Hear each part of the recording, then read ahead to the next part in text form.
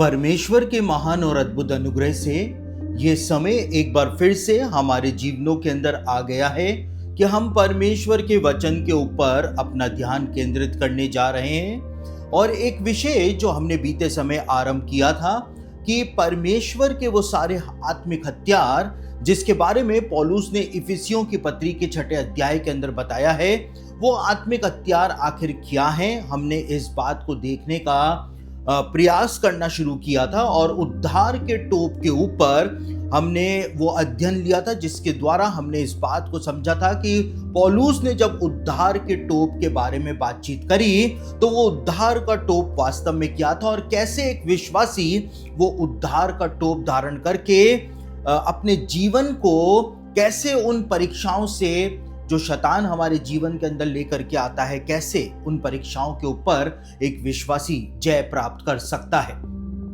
वो अध्ययन जो बीते समय मैंने आप लोगों को उद्धार के टोप के विषय में दिया था, उस अध्ययन को यदि आप फिर से देखना चाहते हैं या वो अध्ययन यदि आपसे मिस हो गया है तो नीचे डिस्क्रिप्शन बॉक्स में उस अध्ययन का लिंक जो है वहां पर आपको मिल जाएगा। तो आप उद्धार के टोप के बारे में उस लिंक को जब क्लिक करेंगे तो पूरा अध्ययन आपको वहां पर मिल जाएगा। लेकिन आज हम एक और आत्मिक हथियार के विषय में जो पौलुस के द्वारा इफिसियों की पत्री के 6 अध्याय के अंदर बताया गया है उसके ऊपर अपना ध्यान केंद्रित करने जा रहे हैं। लेकिन सबसे पहले हम उन वचनों को पढ़ लेते हैं जहां पर इन आत्मिक हथियारों के बारे में पौलुस के द्वारा बताया गया था और वहां से फिर हम अपने अध्ययन की शुरुआत कर देंगे। तो इफिसियों की पत्री उसका 6 अध्याय 11 से लेकर 18 वचन मैं इस समय आपके सामने पढ़ रहा हूं। यहां पर क्या लिखा हुआ है? परमेश्वर के सारे हथियार बांध लो कि तुम शैतान की युक्तियों के सामने खड़े रह सको, क्योंकि हमारा ये मलयुद्ध लहू और मांस से नहीं परंतु प्रधानों से और अधिकारियों से और इस संसार के अंधकार के हाकिमों से और दुष्टता की आत्मिक सेनाओं से है जो आकाश में है। इसलिए परमेश्वर के सारे हथियार बांध लो कि तुम बुरे दिन में सामना कर सको और सब कुछ पूरा करके स्थिर रह सको। इसलिए सत्य से अपनी कमर कसकर और धार्मिकता की झिलम पहनकर और पांव में मेल के सुसमाचार की तैयारी के जूते पहनकर और इन सब के साथ विश्वास की ढाल लेकर स्थिर रहो, जिससे तुम उस दुष्ट के सब जलते हुए तीरों को बुझा सको। और उद्धार का टोप और आत्मा की तलवार जो परमेश्वर का वचन है ले लो। हर समय हर प्रकार से आत्मा में प्रार्थना और विनती करते रहो और इसीलिए जागते रहो कि सब पवित्र लोगों के लिए लगातार विनती किया करो। आज एक बार फिर से हम इन आत्मिक हथियारों के ऊपर अपना ध्यान केंद्रित करने जा रहे हैं। हम इस बात को देखेंगे कि पौलुस ने जिन आत्मिक हथियारों के बारे में बताया है वो आत्मिक हथियार वास्तव में क्या है, क्योंकि वो भौतिक हथियार नहीं है, वो फिजिकल वेपन्स नहीं है, लेकिन वो आत्मिक हथियार हैं जो कि दिखाई नहीं देते हैं, लेकिन आत्मिक जगत को वो हथियार जो है वो दिखाई देते हैं और आत्मिक जगत के अंदर वो हथियार जो है वो काम भी करते हैं। बीते अध्ययन में हमने ऊपर से लेकर नीचे तक जब हम चल रहे हैं, एक रोमन सिपाही जो हुआ करता था, एक रोमन सिपाही जिस तरह का यूनिफॉर्म पहना करता था, वो एक हेलमेट लगाया करता था, उसके बाद कैसे वो अपनी ब्रेस्ट प्लेट पहना करता था, अपना बेल्ट लगाया करता था, कौन से कपड़े पहना करता था, कौन सी सैंडल्स पहना करता था, उस बेस के ऊपर पौलुस जो था उसने इन आत्मिक हथियारों की चर्चा करी थी। और इसीलिए हमने सबसे पहले हेलमेट को देखा था, हेलमेट ऑफ सैल्वेशन यानी उद्धार के टोप को हमने देखा था। और अब हम उससे नीचे की तरफ उतर रहे हैं और आज हम धार्मिकता की झिलम यानी ब्रेस्ट प्लेट ऑफ राइचियसनेस जो है उसके ऊपर अपना ध्यान केंद्रित करने जा रहे हैं। और मेरे प्रियो, चाहे आप माने या ना माने, आप इस बात पर विश्वास करते हो या ना करते हो, इससे कोई फर्क नहीं पड़ता है। लेकिन यदि आप एक मसीही हैं तो आप एक आत्मिक युद्ध के अंदर हैं और शैतान किसी भी तरह से उस मौके को नहीं छोड़ेगा जहां पर वो आपको पराजित कर पाए, आपको पाप में गिरा पाए और आपको परमेश्वर से दूर लेकर के वो जाने पाए। उस मौके को वो कभी भी नहीं छोड़ेगा। शैतान और उसकी सेना, चाहे वो दुष्ट आत्माएं हो, चाहे वो उसके दूत हो, वो दिन रात इसी प्रयास के अंदर लगे रहते हैं कि किस प्रकार से वो हमारा नाश कराएं और हमको परमेश्वर से दूर लेकर के वो पूरी तरह से चले जाएं। हमको पाप में गिराने के लिए, नाश करने के लिए वो हर समय तत्पर रहते हैं, ताकि हम कभी भी सिद्धता के उस स्तर के ऊपर नहीं पहुंच पाए जहां पर परमेश्वर हमको पहुंचाना चाहता है, क्योंकि उसका प्रेम ही इतना अपार है कि वो किसी के भी नाश होने से कभी भी प्रसन्न नहीं होता है। तो सबसे पहले हम एक रोमन सिपाही जो हुआ करता था वो किस प्रकार की झिलम पहना करता था जब वो युद्ध में जाया करता था। और पौलुस ने जब इन हथियारों की चर्चा करी, तो इन हथियारों की चर्चा करना, पौलुस ने ये नहीं कहा था कि इन हथियारों को धारण करके कोई सिपाही घर में बैठा रहता है, ये नहीं कहा था। लेकिन पौलुस ने इस बात को बताया था कि सिपाही जब अपना यूनिफॉर्म पहनता है, युद्ध वाला यूनिफॉर्म पहनता है, इसका मतलब कि वो दुश्मन का सामना करने के लिए अब रणभूमि के अंदर, यानी कि बैटल फील्ड के अंदर अब वो जा रहा है। और इन आत्मिक हथियारों की चर्चा पौलुस ने उसी मानसिकता को रखते हुए, उसी विचार को, उसी थॉट को रखते हुए पौलुस ने इन आत्मिक हथियारों की चर्चा जो थी वो की थी, ताकि पौलुस इस बात को बता सके कि ये हर एक विश्वासी जो शैतान और उसकी सेना के साथ एक आत्मिक युद्ध में है, वो इन हथियारों को धारण करेगा, उद्धार के टोप को धारण करेगा और धार्मिकता की झिलम को, यानी ब्रेस्ट प्लेट ऑफ राइचियसनेस को धारण करेगा। एक रोमन सिपाही जब अपना यूनिफॉर्म पहन करके बैटल फील्ड के अंदर जाया करता था, रणभूमि के अंदर जाया करता था, तो वो एक हेलमेट तो पहना ही करता था, लेकिन उसके बाद वो अपने कपड़ों के ऊपर एक ब्रेस्ट प्लेट, यानी कि कवच जो होता है या झिलम जो होती है, उसको वो धारण किया करता था। और ग्रीक न्यू टेस्टामेंट में ये ब्रेस्ट प्लेट यानी झिलम शब्द जो है, इसके लिए थोरैक्स शब्द का इस्तेमाल किया गया है। THORAX, थोरैक्स शब्द का इस्तेमाल किया गया है, जिसका मतलब ग्रीक भाषा में होता है हार्ट प्रोटेक्टर, यानी कि दिल को बचाने वाला। यानी कि ये झिलम, ये कवच, ये ब्रेस्ट प्लेट जो एक रोमन सिपाही पहना करता था, वो खास तौर से सबसे वाइटल ऑर्गन जो हमारी बॉडी का होता है, जो कि दिल होता है, उसको बचाने के लिए, ताकि वहां पर कोई तीर आकर के ना लग जाए, वहां पर कोई तलवार से हमला ना कर दे, इसलिए वो ये कवच, ये झिलम जो है वो पहना करता था। और रोमन सिपाही के ये ब्रेस्ट प्लेट जो हुआ करती थी, ऐसा नहीं है कि वो पूरा कवच पहना करता था, क्योंकि यदि वो पूरा कवच पहनता, पूरा एक ही धातु से बना हुआ वो कवच पहनता, तो वो बहुत ही ज्यादा भारी हो जाता और उसकी मोबिलिटी जो है, उसका घूमना फिरना और लड़ाई लड़ने में उसकी जो क्षमता है वो कम हो जाया करती थी। इसीलिए रोमन सिपाहियों को जो झिलम दी जाती थी, वो छोटे छोटे धातु के टुकड़ों को आपस में जोड़ा जाता था, ताकि रोमन सिपाही आसानी से मूव कर पाए, आसानी से लड़ पाए। और ऐसी झिलम को वो लोग रोमन सिपाही को पहनाया करते थे। जैसे हम लोग छत के ऊपर केलू जमाते हैं, एक केलू के ऊपर दूसरे केलू को जमाते हैं, इस प्रकार से रोमन सिपाही की जो ब्रेस्ट प्लेट हुआ करती थी, वो एक धातु के ऊपर दूसरे धातु, इस तरह से उसको बिल्कुल पिरो करके बनाई जाती थी, ताकि वो उसके दिल को और उसके दूसरे वाइटल ऑर्गन जो है बॉडी के, उनको तो बचाए ही बचाए, लेकिन उसकी मोबिलिटी जो है, उसका घूमना फिरना, चलना फिरना जो है, उसके अंदर भी बाधा वो ना पहुंचाने पाए। तो ये ब्रेस्ट प्लेट जो हुआ करती थी, वो मुख्य रूप से एक रोमन सिपाही के दिल को बचाने के लिए और दूसरे आवश्यक अंगों को सुरक्षा प्रदान करने के लिए ही ये ब्रेस्ट प्लेट जो है वो प्रदान की जाती थी और उसको पहनाई जाती थी। और इसी विचार को लेकर के, क्योंकि पौलुस जो था वो रोमन साम्राज्य के अंदर था, वो रोमन सिपाही को रोज देखा करता था, वो रोमन सिपाहियों के यूनिफॉर्म को रोज देखा करता था, और उसी थॉट को लेकर के पौलुस ने एक विश्वासी के लिए कहा कि एक विश्वासी जो है वो उसी प्रकार से, जैसे एक रोमन सिपाही एक झिलम पहनता है, उसी प्रकार से एक विश्वासी जो है वो धार्मिकता की झिलम को धारण करे। जिस प्रकार से एक धातु की झिलम, धातु की ब्रेस्ट प्लेट रोमन सिपाही के दिल की रक्षा किया करती थी, पौलुस ने उस विचार को रखा कि वैसे ही धार्मिकता की झिलम जो है वो एक विश्वासी के दिल की रक्षा करेगी। जब शैतान उसके दिल के ऊपर गंदे विचारों के द्वारा हमला करेगा, जब उसको नकारात्मक विचार प्रदान करेगा, उसकी सोच नकारात्मक बनाएगा, जब उसको डिप्रेशन में लेकर के आएगा या गंदे ख्याल उसके अंदर लेकर के आएगा, तो ये धार्मिकता की झिलम जो है वो शैतान के उन सारे तीरों को एक व्यक्ति के, एक विश्वासी के दिल पर हमला करने से वो बचाएगी।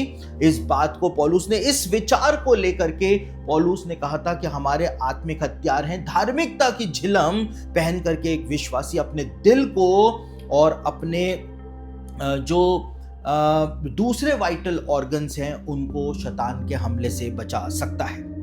जिस प्रकार से रोमन सैनिक के दिल को एक झिलम बचाती थी, उसी प्रकार से पौलुस ने इस बात को कहा था कि हर एक विश्वासी के दिल की रक्षा एक धार्मिकता की झिलम करती है। और बाइबल के अंदर यह संकेत दिया गया है कि इंसान का दिल जो है वो उसके जीवन के अंदर सबसे ज्यादा महत्वपूर्ण भूमिका निभाता है।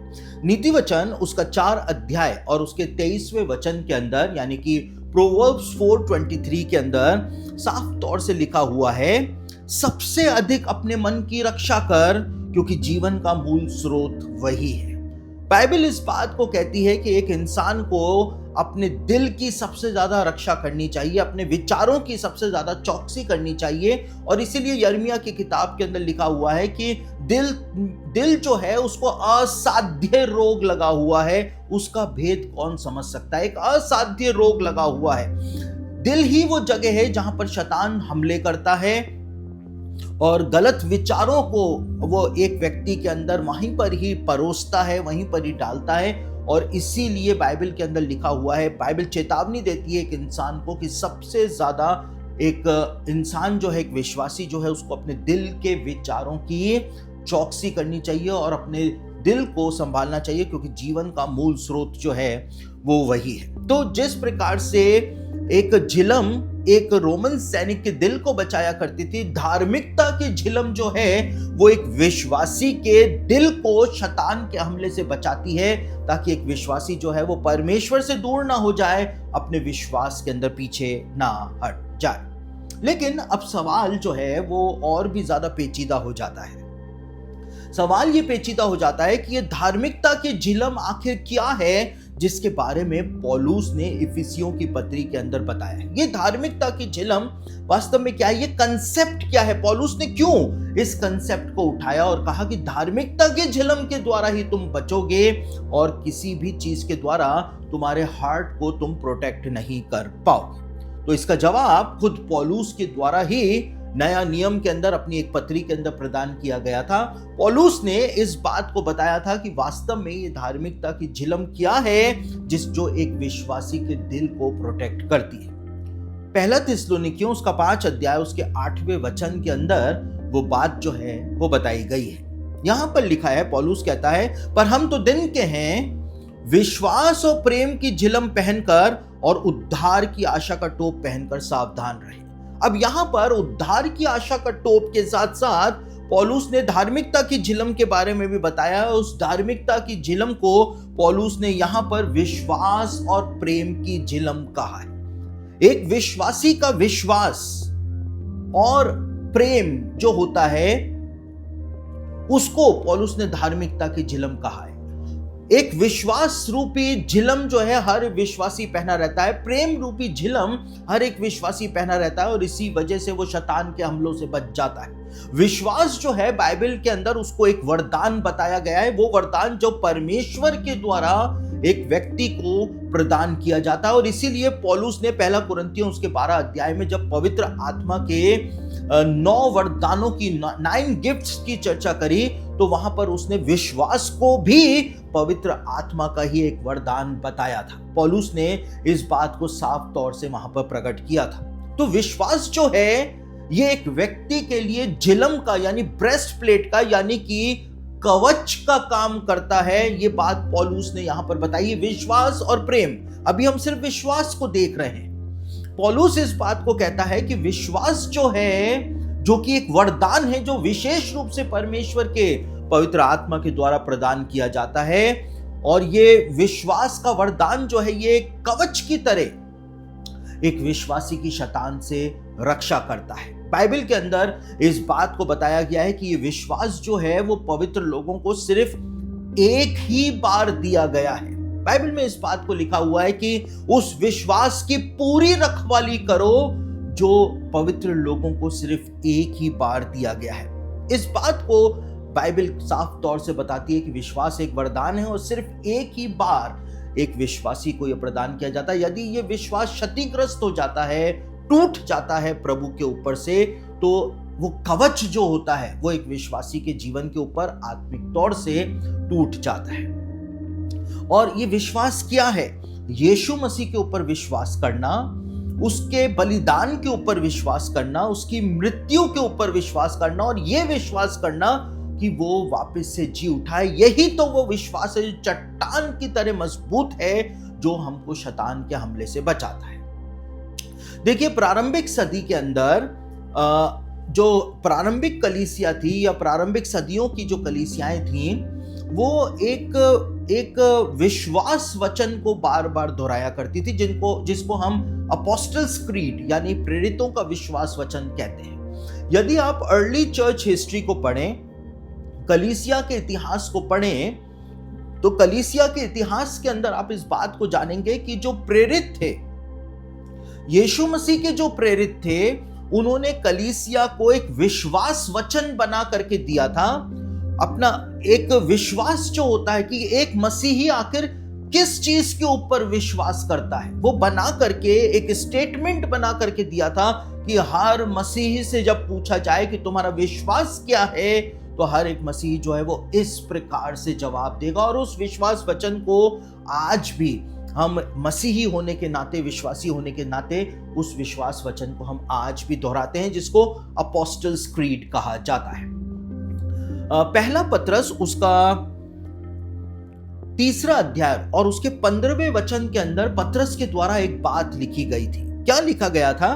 पत्रस इस बात को कहता है, पर मसीह को प्रभु जानकर अपने अपने मन में पवित्र समझो, और जो कोई तुमसे तुम्हारी आशा के विषय में पूछे, जो कोई तुमसे पूछे तुम्हारा विश्वास क्या है, तुम किस चीज के ऊपर विश्वास करते हो। यीशु मसीह पर तो तुम विश्वास करते हो, लेकिन यीशु मसीह पर तुम क्यों विश्वास करते हो, ऐसा उसने क्या किया है। जो कोई तुम्हारी आशा के विषय में तुमसे पूछे तो उसे उत्तर देने के लिए सर्वदा तैयार रहो, पर नम्रता और भय के साथ। तो पत्रस ने इस बात को पहले ही अपनी पत्री के अंदर लिख दिया था, इस बात का संकेत प्रदान कर दिया था कि प्रेरित जो थे वो एक विश्वास वचन दोहराया करते थे, और कलीसिया के जो विश्वासी थे, जैसा कि कलीसिया इतिहास बताता है, कलीसिया के विश्वासियों को उन्होंने एक विश्वास वचन बना करके दिया था और उनको सिखाया भी था, जिसको अपोस्टल्स क्रीड कहा जाता है। और उस अपोस्टल्स क्रीड के अंदर क्या लिखा है? क्यों पौलुस कहता है विश्वास और प्रेम की झिलम? क्यों पौलुस ने इस बात को कहा? वो धार्मिकता क्या है? वो धार्मिकता है विश्वास और प्रेम की झिलम।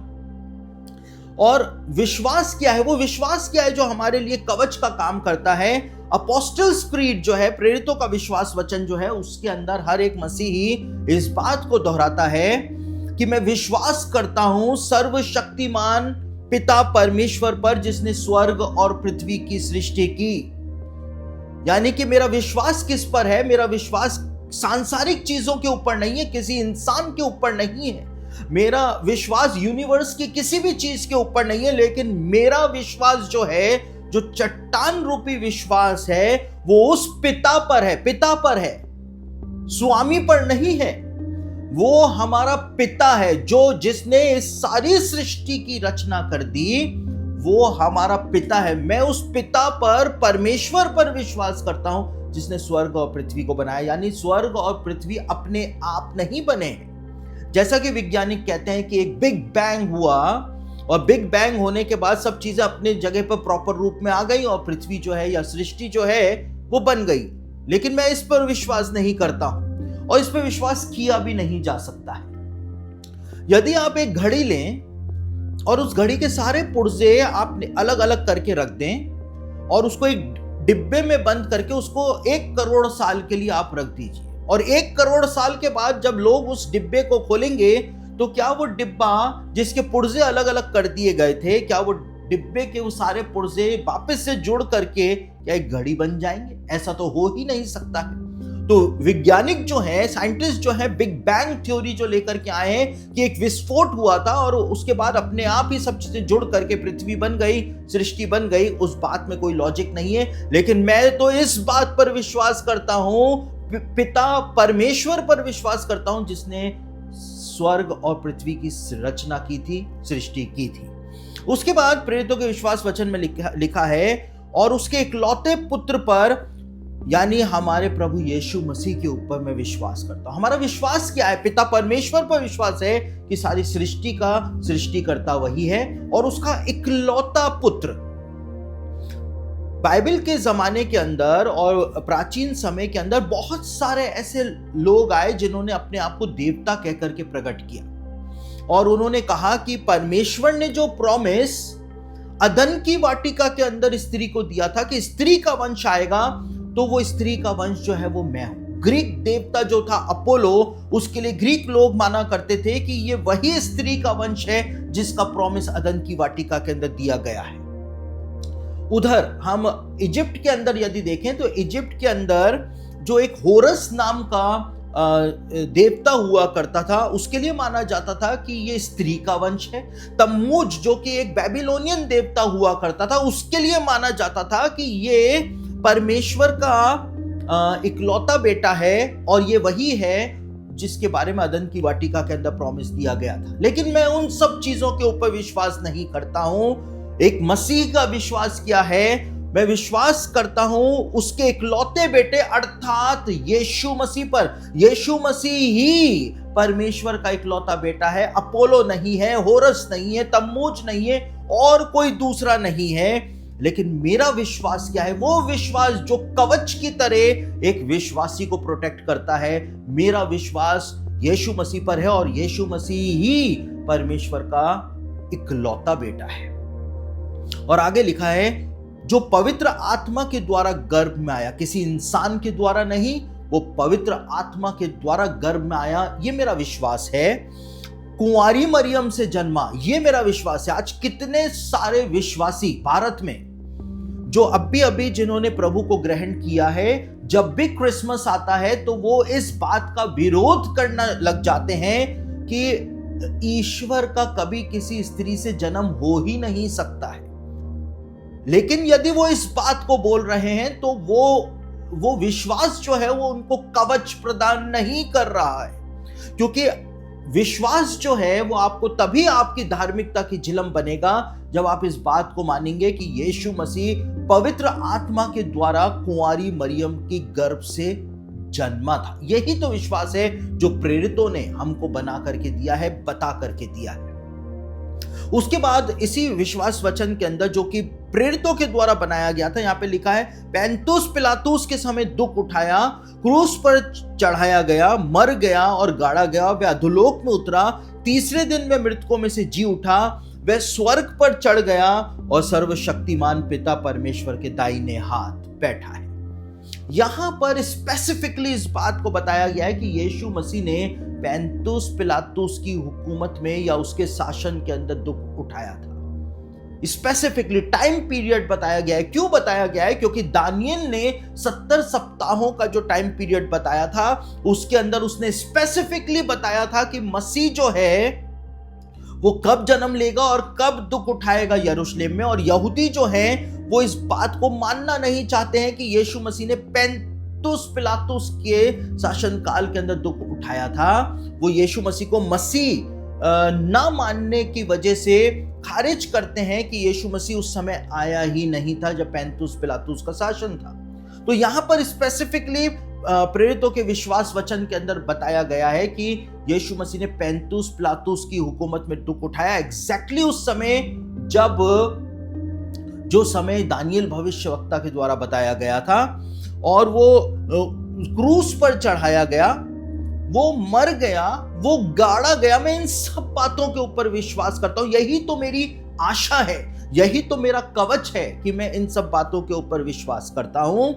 वो गाड़ा भी गया और वो अधोलोक के अंदर उतारा गया, तीसरे दिन मरे हुओं में से जी उठा, वो स्वर्ग पर चढ़ गया, उसको स्वर्ग पर बादलों के द्वारा उठाया गया और वहां पे जाकर के वो सर्वशक्तिमान पिता परमेश्वर के दाहिने हाथ बैठ गया है और वहां से वह जीवितों और मरे हुओं का न्याय करने आने वाला है। उसके सेकंड कमिंग के ऊपर मैं विश्वास करता हूं। वो एक न्यायी के तौर पर, एक जज के तौर पर वहां से आएगा। मैं पवित्र आत्मा पर विश्वास करता हूं। मैं पवित्र सार्वभौमिक कलीसिया के ऊपर विश्वास करता हूं। संतों की संगति में विश्वास करता हूं। पापों की क्षमा में विश्वास करता हूं। शरीर के पुनरुत्थान में विश्वास करता हूं और अनंत जीवन में विश्वास करता हूं। ये प्रेरितों का विश्वास वचन है। और जब एक विश्वासी इस विश्वास के अंदर स्थिर रहता है, ये बिब्लिकल डॉक्ट्रिन्स के अंदर जब वो स्थिर रहता है, तो पौलुस कहता है कि विश्वास और प्रेम की जो झिलम है वो उसके लिए धार्मिकता की झिलम बन जाती है। शैतान जब उसके ऊपर हमला करता है, उसके दिल के ऊपर, सबसे वाइटल ऑर्गन के ऊपर जब हमला करता है, तो वो हमला कर ही नहीं पाता है।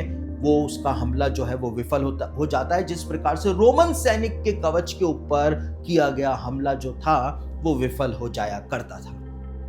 देखिए, जितने भी दुष्ट आत्माएं निकालने वाले बड़े बड़े प्रीस्ट हैं, इंटरनेशनल एसोसिएशन ऑफ एक्सॉर्सिस्ट जो कि रोम में है, जो कि दुनिया में दुष्ट आत्माएं निकालने वाले प्रीस्ट का एक समूह है, उन्होंने अपने एक आधिकारिक वक्तव्य में, एक ऑफिशियल स्टेटमेंट के अंदर उन्होंने इस बात को बताया था कि यदि एक विश्वासी, चाहे वो बाइबल अध्ययन इस तरह से ना करता हो, चर्च में भी रेगुलरली ना जाता हो, उसका विश्वास भी इतना ज्यादा मजबूत ना हो, वो सिर्फ नामधारी जीवन ही जी रहा हो, लेकिन यदि एक विश्वासी प्रतिदिन ये अपोस्टल्स क्रीड जो है, प्रेरितों का विश्वास वचन जो है, यदि अपने मुंह से दोहराता है, बोलता है, तो भी जो दुष्ट आत्माएं होती हैं वो उसके ऊपर हमला नहीं कर पाती हैं, क्योंकि ये प्रेरितों का विश्वास वचन जो है वो बिब्लिकल डॉक्ट्रिन्स के ऊपर आधारित है,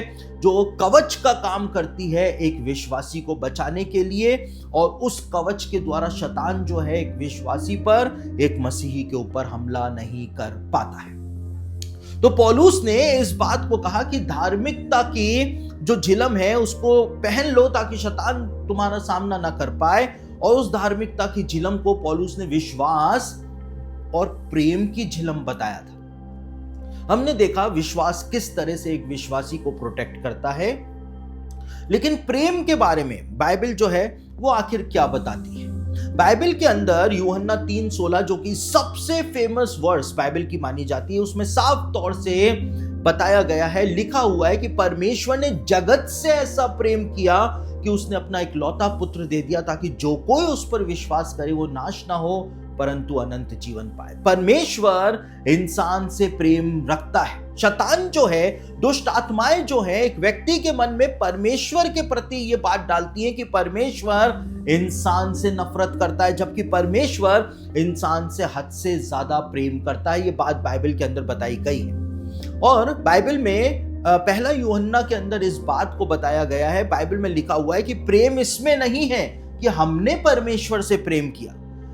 इसमें कोई बड़ी बात नहीं है, कोई बड़ाई की बात नहीं है कि हम परमेश्वर से प्रेम करते हैं, इसमें कोई बड़ी बात नहीं है, बल्कि सबसे बड़ी बात यह है, वहां पर लिखा है कि परमेश्वर ने पहले हमसे प्रेम किया। जैसे एक माता पिता होते हैं, एक माता पिता जब उनका बच्चा जन्म लेता है तो बच्चे को तो पता भी नहीं होता है कि ये मेरी माँ है या ये मेरा पिता है, लेकिन उसके बावजूद माता पिता जो है वो क्लेम करते हैं कि ये हमारा बेटा है, ये हमारी बेटी है। उसको अनसेल्फिश लव देते हैं, वो प्रेम देते हैं जो वो बच्चा जानता भी नहीं है कि ये प्रेम मुझको मिल रहा है। वो प्रेम माता पिता जो है वो प्रकट करते हैं। और जब बच्चा बड़ा हो जाता है, चाहे लड़का हो चाहे लड़की हो, जब वो बड़ा हो जाता है, जब वो सोचने समझने की शक्ति हासिल कर लेता है, तब जाकर के उसको समझ में आता है कि ये मेरा पिता है, ये मेरी माँ है, ये मुझसे कितना प्रेम करते हैं, तब जाकर के समझ में आता है। और इसीलिए बाइबल में लिखा है कि इसमें कोई बड़ी बात नहीं है कि हमने परमेश्वर से प्रेम किया। बच्चा जो है बाद में अपने माता पिता को प्यार करता है, लेकिन माता पिता जो है वो पहले से ही, उसके जन्म के समय से ही उसको प्रेम करते हैं। उसी प्रकार से जब हम परमेश्वर को जानते भी नहीं थे तो लिखा है कि परमेश्वर ने जगत से ऐसा प्रेम कर दिया कि उसने तो अपना इकलौता बेटा हमारे लिए भेज दिया ताकि जो कोई उस पर विश्वास करे वो नाश ना हो परंतु अनंत जीवन पाए। ये परमेश्वर का प्रेम है। कि हम जब उसको जानते नहीं है तब भी वो हमसे प्रेम करता है, और हमसे इतना प्रेम करता है कि हमको उद्धार तक वो लेकर के आता है। और जब वो हमको उद्धार तक लेकर के आता है और हम यीशु मसीह को ग्रहण कर लेते हैं, और उसके बावजूद हम परमेश्वर को उस प्रकार से नहीं जान पाते हैं, नहीं समझ पाते हैं कि इसने आखिर हमारे लिए क्या कर दिया, लेकिन अपने जीवन में जब हम विश्वास में आगे बढ़ते चले जाते हैं, जब हमारी सोचने समझने की शक्ति हम हासिल कर लेते हैं आत्मिक तौर से, तब हमको समझ में आता है कि परमेश्वर ने हमसे कितना प्रेम उस समय किया था जब हम उसको जानते भी नहीं थे। तो ये परमेश्वर का प्रेम है। परमेश्वर एक इंसान से हद से ज्यादा प्रेम करता है, और परमेश्वर नहीं चाहता है कि कोई भी इंसान जो है वो नाश हो जाए। तो पौलुस ने धार्मिकता की झिलम जो बोला, उसका मतलब था विश्वास और प्रेम, यानी बिब्लिकल डॉक्ट्रिन्स, जो तुम्हारा विश्वास है उस विश्वास के अंदर तुम स्थिर रहो। परमेश्वर का प्रेम जो है, यानी कि एक विश्वासी का विश्वास जो वो यीशु मसीह के ऊपर परमेश्वर पर रखता है, और परमेश्वर का प्रेम जो है, यानी 2 लेयर कवच जो है, 2 लेयर ब्रेस्ट प्लेट जो है, वो पौलुस के द्वारा बताई गई, जिसके द्वारा एक विश्वासी शैतान के हमलों से बच जाता है। उसकी बॉडी का सबसे वाइटल ऑर्गन जो होता है, दिल जो होता है, हार्ट प्रोटेक्टर का ये कवच जो है वो काम करता है। और इसीलिए बाइबल के अंदर इस बात को कहा गया है कि यीशु मसीह को पहन लो। जैसे एक रोमन सिपाही अपनी झिलम को पहन लिया करता था, वो अपनी झिलम को पहना करता था, उसी प्रकार से कैसे पहना करता था, वो ऊपर से उस झिलम को डाला करता था। ऐसे नहीं कि जैसे हम शर्ट पहनते हैं इस तरह से वो अपनी झिलम पहना करता था, लेकिन अपने सिर में से वो झिलम को डाला करता था। उसी प्रकार से लिखा हुआ है कि तुम यीशु मसीह को पहन लो।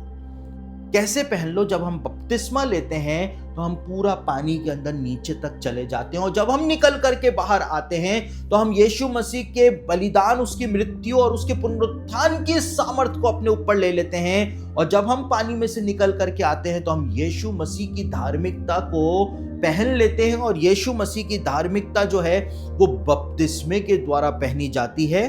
और जैसा काम सैनिक झिलम पहन करके किया करता था कि वो झिलम उसको प्रोटेक्ट किया करती थी, उसी प्रकार से यीशु मसीह की वो धार्मिकता जो विश्वास और प्रेम के अंदर है, वो धार्मिकता हर एक विश्वासी को शैतान के हमलों से बचाती है। यदि आप आत्मिक युद्ध लड़ना चाहते हैं, यदि आप शैतान को हराना चाहते हैं, यदि आप आत्माओं को बचाना चाहते हैं, अपने परिवार को प्रोटेक्ट करना चाहते हैं, तो आपको इन सब आत्मिक बातों को बहुत ज्यादा गहराई से समझना पड़ेगा। आप कभी भी एक जयवंत मसीही जीवन, विक्टोरियस क्रिश्चियन लाइफ जो है, वो कभी भी नहीं जी पाएंगे यदि आप बाइबल में बताई गई बातों के आत्मिक पहलू को यदि नहीं समझेंगे। हमने बीते अध्ययन में जब उद्धार के टोप के बारे में समझा था, तो मैंने आपको बताया था कि बाइबल में लिखा है, यीशु ने कहा अपना क्रूस उठा करके मेरे पीछे हो लो।